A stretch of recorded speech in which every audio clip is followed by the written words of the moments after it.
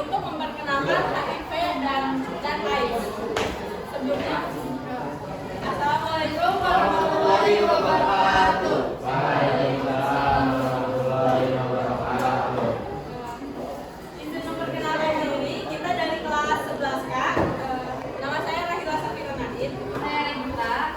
Ya, nama saya Ayani. Nama saya Fiosa. Nama saya Rizky Nugraha. Nama saya Radit.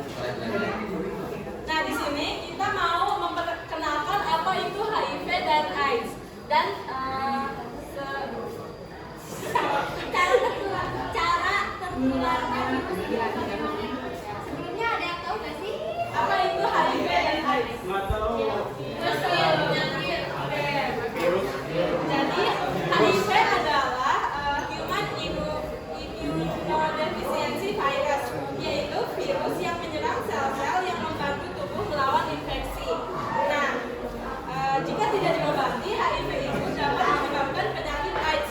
Nah, apa itu AIDS? AIDS adalah acute immunodeficiency syndrome.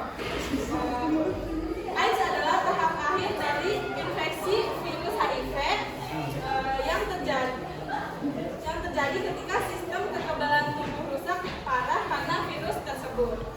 Nah, selanjutnya ada penyebab HIV yang akan dijelaskan oleh Radit. Penyebab dari HIV dan AIDS. HIV atau AIDS masuk melalui dua jalur, yaitu melalui cairan kelamin dan darah. Sehingga faktor risiko HIV dan AIDS berhubungan dengan kedua hal tersebut, antara lain orang yang melakukan hubungan intim tanpa kondom, baik hubungan sama jenis maupun heteroseksual, orang yang membuat atau melakukan intim, orang yang terkena infeksi penyakit seksual lain, pengguna narkotika suntik, orang yang berhubungan intim dengan pengguna narkoba suntik. Nah, selanjutnya ada pun gejala dari HIV yang akan disampaikan oleh Kak Regita. Nah, gejala HIV dan AIDS tergantung pada tahap orang tersebut terinfeksi. Yang pertama, tidak menimbulkan gejala apapun selama beberapa tahun. Pengidap akan mengalami nyeri seperti flu beberapa minggu setelah terinfeksi selama 1 hingga 2 bulan. Timbul demam, nyeri tenggorokan, ruam, pembengkakan kelenjar getah benih, diare, kelelahan, nyeri otot dan sendi. Nah, tahap kedua umumnya tidak menimbulkan gejala lebih lanjut selama bertahun-tahun. Virus menyebar dan merusak sistem kekebalan tubuh. Penularan infeksi sudah bisa dilakukan pengidap kepada orang lain, berlangsung sehingga 10 tahun atau lebih. Nah, tahap ketiga, daya tahan pengidap rentan sehingga mudah sakit dan akan berlanjut menjadi AIDS. Demam terus-menerus lebih dari 10 hari, merasa lelah setiap saat, sulit bernapas, diare berat dalam jangka waktu yang lama, dan infeksi jamur pada tenggorokan, mulut, dan vagina. Timbul bintik ungu pada kulit yang tidak akan hilang nafsu makan sehingga berat badan turun drastis. Nah, selanjutnya ada pun jenis pemeriksaan yang akan disampaikan oleh Kak Rizky. Jenis pemeriksaan untuk mendeteksi HIV antara lain tes antibodi, tes antigen, hitung sel simpan, irisan viral-loid, tes resistensi atau kekebalan. Adapun komplikasi dari HIV dan AIDS yang akan disampaikan oleh Kak Ria.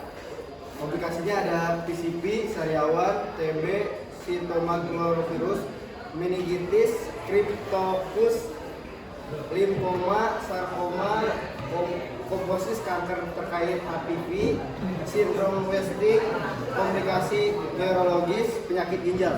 Nah, yang terakhir yaitu cara mencegahnya yang akan disampaikan oleh Kak Rari. Menjelaskan cara pencegahan yang pertama itu selalu menggunakan jarum suntik steril dan baru ketika melakukan pencegahan. Yang kedua itu selalu menerapkan kewaspadaan mengenai seks aman. Jadi kalian jangan berhubungan seks sama orang lain gitu, kecuali dengan pasangan yang sah sebagai suami istri. Yang ketiga, jika ibu hamil mempunyai HIV, sebaiknya diberitahu tentang semua resiko dan kemungkinan yang akan terjadi terhadap bayinya dan diri sendiri. Nah, maaf ya, tadi salah. Jadi yang terakhir ada pengobatan dari HIV itu gimana sih Kak Regina?